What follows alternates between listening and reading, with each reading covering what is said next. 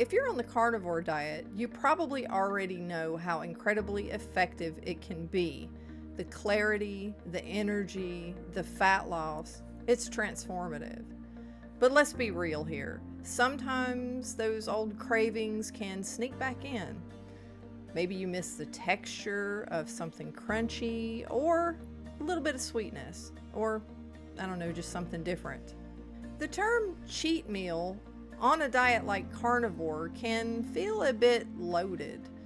After all, isn't the point not to cheat?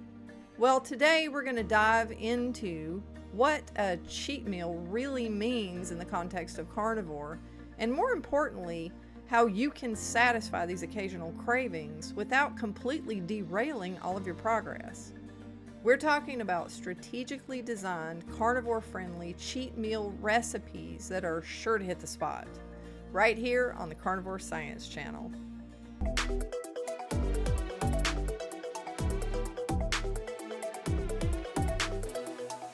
Hi guys, welcome to the channel. I'm Liz. I'm a pharmaceutical chemist and medical technologist with over 30 years of industry experience.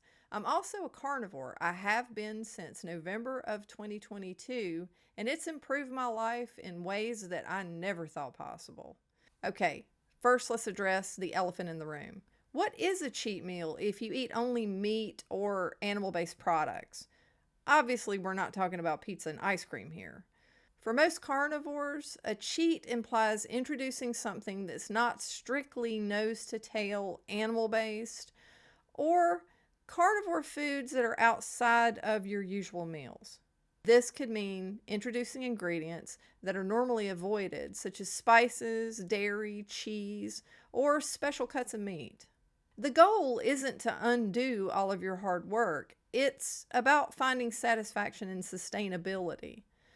A true cheat that introduces inflammatory plants or processed ingredients that can quickly throw you out of ketosis or bring back cravings and make you feel pretty crummy is not the point here. We want to avoid those things at all costs. So how do we approach this cheating? Well, here are a few guiding principles. Number one, it's not a free-for-all. This isn't permission to eat a whole block of cheese if dairy bothers you, or to start adding spices that you know trigger issues. These are mindful, intentional, well thought out choices. Number two, focus on texture and fat. Often what we crave isn't necessarily a specific flavor, but it might be a different texture, something crispy, something rich, something creamy. And fat is always your friend on carnivore, so lean into that. Number three, portion control is still key. Even with carnivore, we can overdo it. The goal is satisfaction, not gluttony. Number four, listen to your body. This is one of the most crucial points. Pay attention to how you feel after introducing something new.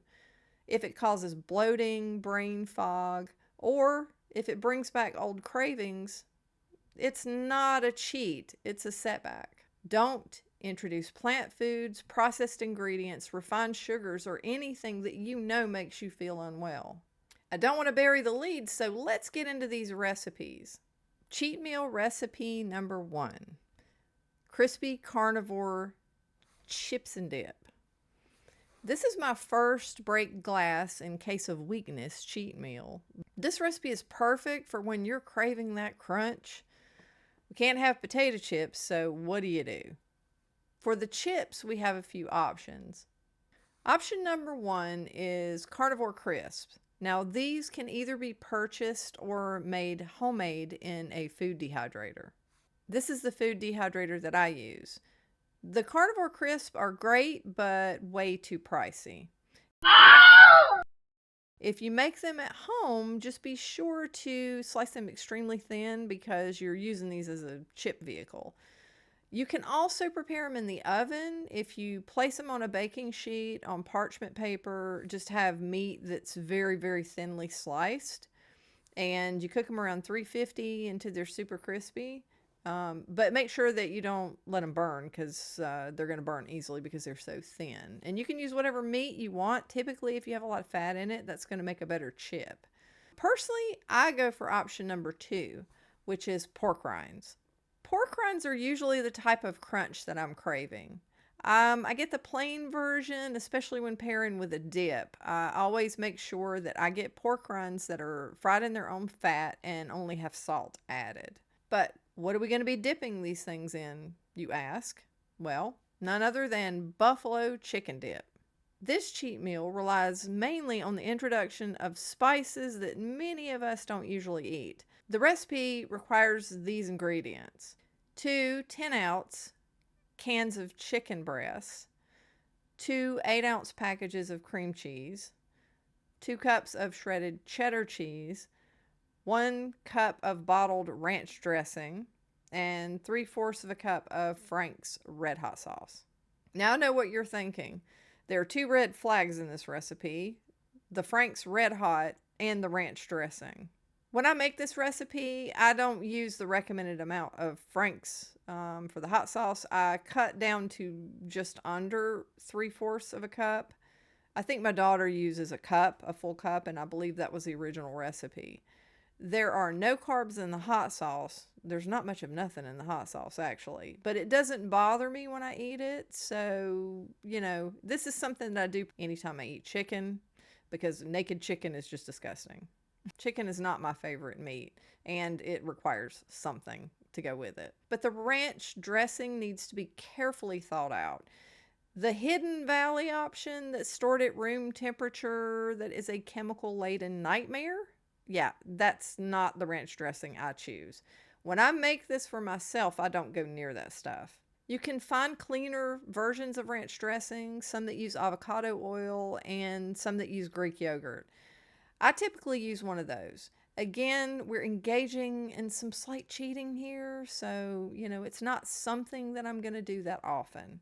But this recipe is super easy. You add everything to the pot, you mix it, you heat and serve. You just dump it all in, heat it up, get it hot, and that's it. This literally only takes about 15 minutes to prepare. And I find that with the pork rinds, it's perfect when you are missing that crunch. My cheat meal recipe number 2 is bacon riddled butter bites. Now, you've probably seen a lot of other influencers make these. It's basically where you kind of caramelize butter. You melt butter in a pan and you get it to a golden color, and then you take it and put it in a candy mold, like a silicone candy mold, and then you can add whatever you want to it. Like I've seen people add the really crispy bacon chopped up into this, and then you put it in the freezer and it gets hard. And what it actually reminds me of, well, this has no sweetener in it or anything, but it reminds me of like a Werther's candy, but not as sweet. But it does have that toffee kind of flavor to it. So if you're really wanting some kind of candy and you're missing it really bad, and you can eat these and it will really quench that craving. So it's one of my go-to recipes. Cheat meal recipe number 3 is bacon cheeseburger casserole. Now, the reason this is kind of cheaty is not really because of the ingredients, although there's a couple of things you can add to it that are not carnivore at all. But it is like comfort food. It's kind of like something like shepherd's pie, which we couldn't have because it's loaded with mashed potatoes. But you take ground beef and you brown it, and you can put very small amount of diced onions or something in there to flavor the meat. A really tiny amount of onions is not going to bother me, but it might some people, so you have to take that in consideration. But that also gives it a good flavor. And you can, at the top of the casserole, you can add pickles. And it's really interesting because you've got the bacon in there, you've got the ground beef, you're going to have cheese, you're going to have cream cheese, and it all blends together, and then you're making it like a casserole, and the cheese melts on top, and you have the pickle chips that are on top of the casserole as it bakes. And the pickle juice and the pickle chips actually give it a great flavor, so it ties it together like really well. I don't really eat the pickles, but I do like the flavor that the pickles and the pickle juice give to the casserole. This is something that it's cheaty in that I don't eat it's got a lot of cheese in it. And so I don't normally eat all that cheese and pickles and like spices that are in it, like the onion, minced onion, and things like that. But if you are really wanting something that's a very satisfying, heavy comfort meal, this is your go-to recipe for sure. Cheat meal recipe number 4: pork rind waffles. I know. Every time I talk about making food, I have to bring up these pork rind waffles. But what's interesting about these is that you don't have to make it with the stevia like I do in the recipe that I'm showing you now. Pork rind waffles. Now this sounds absolutely hideous. It sounds like the nastiest thing you could possibly, if you were trying to make somebody sick and you want to describe some kind of food to them, you'd say pork rind waffles, right? Well, I'm going to show you a picture of this, either a video or a picture. I'll insert it here. But it's made out of eggs, and it's eggs, pork rinds that are crushed up. I order them like already crushed. Like, it's called panko pork rinds or whatever. And I wouldn't recommend crushing them because it takes 4,000 years to actually crush enough pork rinds to fit in a cup. So it was 5 large eggs, 1 cup of pork rinds, about a half of a stick of butter, melted. You basically, and I do it all in a bullet. I put it all in a bullet. So you blend the eggs up in a bullet, and then you melt the butter, but make sure it's not hot, and you add the melted butter, and you mix it, while you're adding it. Add the pork rinds. I add a small amount of stevia because I do consume stevia. A very pure version of stevia, not the crap stevia with maltodextrin in it, because that's crap. And I do add a little bit of vanilla extract for flavor, whatever.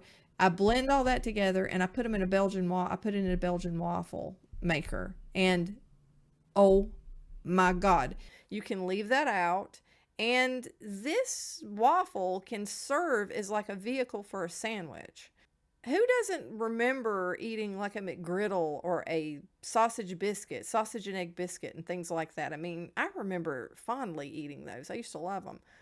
But, I mean, without bread options, it's hard to make something like that. But you can take these waffles made without the stevia and the vanilla, and you can actually put bacon, egg, and cheese on them, and you can make like a breakfast sandwich. And that is an amazing cheat meal because it's something that's so different from what I'm normally eating. It's actually really good. Or if you are kind of craving something sweet, it's perfect in that regard too, because you add, you do it like normal, and you put the stevia and the vanilla in there, and you make waffles like that taste like waffles. They're great. And I rant about this pork rind waffle recipe regularly because it is one of my favorite things. Now, I don't eat them all the time. Again, this is a cheat meal. Now, what I will do if I want the sweet version of this is I will melt butter, put a little stevia in the butter, and mix it up really well, and then drizzle it over the waffle so I have a little bit of sweetness if that's what I'm craving. Either way, both of these options are great. So it's a perfect craving crusher. Cheat meal recipe number 5. Now this one's a little odd. When I go to Sam's Club, I'll often get one of their rotisserie chickens. Now, when I eat this, I do not eat the skin because they have like stuff they put on it. Like it's got quite a lot of preservatives and things that they put on the skin, I guess to make it brown. I don't really know why they do this, but it's a little bland. I usually eat it with like, Frank's Red Hot. That's typically what I'm doing is I'll dip it into a little Frank's Red Hot, and it makes the chicken more bearable because chicken to me is one of the most useless meats. I think it has the least amount of flavor, the least amount of nutrients, the least amount of everything. But it is something different, so I will go for it sometimes. But one of the things that I saw in Sam's Club, and I will probably in the future make this homemade because it will be much cleaner, but it wasn't too bad, was because it's made out of yogurt actually, is tzatziki sauce that like goes on gyro. The Greek sauce. It's like dill and cucumber based and has yogurt that was the new thing I put on chicken. So I got the tzatziki sauce, and I think I'm saying this the right way. I'm not sure. I'll show an image of it on the screen.